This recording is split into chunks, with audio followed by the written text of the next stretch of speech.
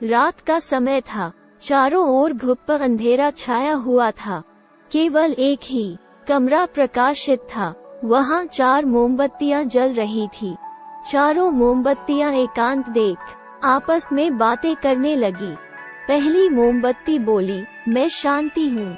जब मैं इस दुनिया को देखती हूँ तो बहुत दुखी होती हूँ। चारों ओर आपा धापी, लूट खसोट और हिंसा का बोलबाला है। ऐसे में यहाँ रहना बहुत मुश्किल है। मैं अब यहाँ और नहीं रह सकती। इतना कहकर मोमबत्ती बुझ गई।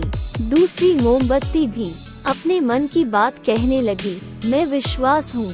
मुझे लगता है कि झूठ, धोखा, फरेब, बेईमानी मेरा वजूद खत्म करते जा रहे हैं। ये जगह अब मेरे लायक नहीं रही। मैं भी जा रही हूँ। इतना कहकर दूसरी मोमबत्ती भी बुझ गई। तीसरी मोमबत्ती भी दुखी थी। वह बोली, मैं प्रेम हूँ। मैं हर किसी के लिए हर पल जल सकती हूँ, लेकिन अब किसी के पास मेरे लिए वक्त नहीं बचा। स्वार्थ और नफरत का भाव मेरा स्थान लेता जा रहा है। लोगों के मन में अपनों के प्रति भी प्रेम भावना नहीं बची। अब ये सहना मेरे बस की बात नहीं। मेरे लिए जाना ही ठीक होगा। कहकर तीसरी मोमबत्ती भी बुझ गई। तीसरी बत्ती बुझी ही थी कि कमरे में एक बालक ने प्रवेश किया। मोमबत्तियों को बुझा हुआ देख उसे बहुत दुख हुआ। उसकी आंखों से आंसू बहने लगे।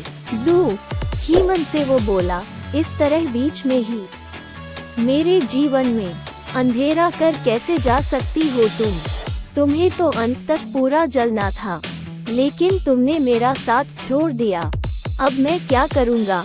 बालक की बात सुन चौथी मोमबत्ती बोली, घबराओ नहीं बालक, मैं आशा हूँ और मैं तुम्हारे साथ हूँ। जब तक मैं जल रही हूँ, तुम मेरी लौ से दूसरी मोमबत्तियों को जला सकते हो। चौथी मोमबत्ती की बात सुनकर बालक का विश्वास बंध गया। उसने आशा के साथ शांति, विश्वास और प्रेम को पुनः प्रकाशित कर लिया। सीख, जीवन में समय एक सा नहीं रहता। कभी उजाला रहता है तो कभी अंधेरा। जब जीवन में अंधकार आए, मन अशांत हो जाए, विश्वास डगमगाने लगे और दुनिया पराई लगने लगे, तब आशा का दीपक जला लेना। जब तक आशा का दीपक जलता रहेगा, जीवन में कभी अंधेरा नहीं हो सकता। आशा के बल पर जीवन में सब कुछ पाया जा सकता है। इसलिए आशा का साथ कभी ना छोड़े।